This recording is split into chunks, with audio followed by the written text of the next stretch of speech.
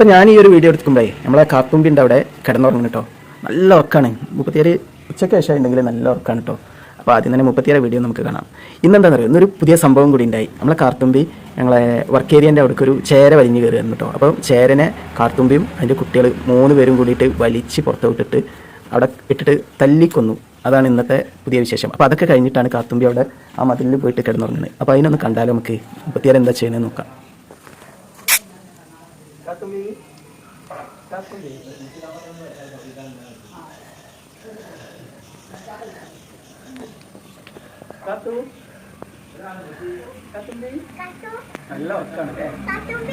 കാണാൻ ചെറുപ്പൂച്ചനെ പോലെ ആണെങ്കിലും ഇത് നല്ല ഭംഗിയാണ്. ഇതിൻ്റെ ഇവിടെ നല്ല കളറാണ്.